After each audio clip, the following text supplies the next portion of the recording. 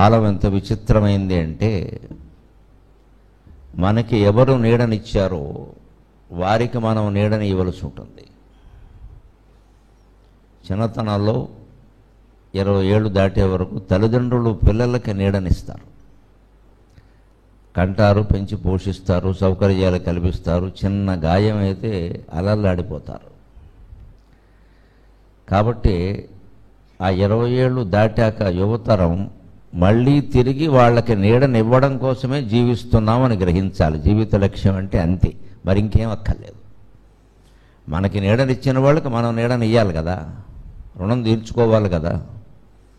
అందుకోసమే జీవితం. దానికి పెద్ద లక్ష్యాలు, ఏవో ఉద్యోగాలు, వ్యాపారాలు, ఇంకేవేవో చెప్పడం, ఇవన్నీ భౌతికమైన విషయాలు. ఇవేవి మిగిలేవు కావు. నీకు ఎంత పెద్ద ఉద్యోగం చేసినా మనశ్శాంతి ఉంటుందని చెప్పలేము. నీకు ఎంత గొప్ప భార్య దొరికినా, ఎంత గొప్ప భర్త దొరికినా నీకు మనశ్శాంతి ఉంటుందని చెప్పలేము. నువ్వెన్ని కోట్లు సంపాదించినా నీకు మనశ్శాంతి ఉంటుందని చెప్పలేము. మనశ్శాంతిగా ఉండాలంటే ఒకటే మార్గం, ఇతరులు శాంతిమయంగా జీవించడానికి మనం కృషి చేయడమే మనకు మనశ్శాంతి ఉండడానికి మార్గం. ఇతరులు శాంతిగా బతకడానికి నువ్వేం చేస్తున్నావు? అశాంతి సృష్టించట్లేదు కదా. మనం శాంతిగా ఉంటే ఇతరులు ఉంటారు, ఇతరులు ఉంటే మనము ఉంటాం. ఆ ఇతరుల్ని శాంతిగా ఉంచే ప్రయత్నం మన నుంచే జరగాలి. ఇంట్లో 4 సభ్యులు ఉంటున్నామంటే తల్లి, తండ్రి, పిల్లలు ఎవరైనా కావచ్చు, 5-6. నాకంటే మిగిలిన వాళ్ళ సౌఖ్యం ముఖ్యం.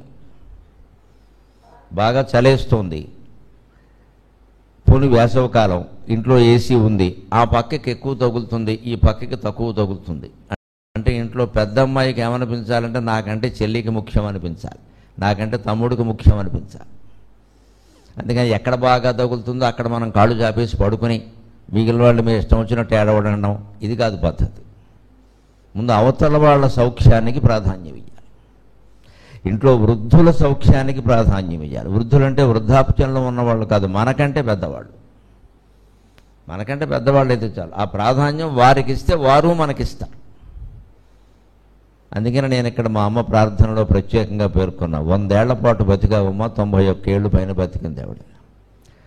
నాకు నీడనిచ్చడి ఛత్రం వై వెలిగినావు శతవత్సరములు. సుమారుగా 100 ఏళ్ల పాటు నేను ఎక్కడెక్కడ పనిచేసినా, ఎక్కడెక్కడ తిరిగినా, ఎన్ని దేశాలు తిరిగినా, ఎన్ని రాష్ట్రాలు తిరిగినా, ఎక్కడికక్కడ నాలో ఉండేటువంటి ప్రతిభని కాపాడుతూ నాకు నీడనిచ్చే గొడుగులా ఉన్నావమ్మా.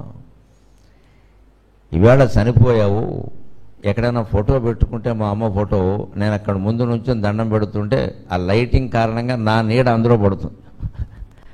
అందుకని అలాగే జరిగితే ఓసారి నువ్వు ఇంతకాలం నాకు నీడనిచ్చావు 100 ఏళ్ళు, ఇప్పుడు నా నీడ నువ్వు ధరిస్తున్నావమ్మా అన్నాను.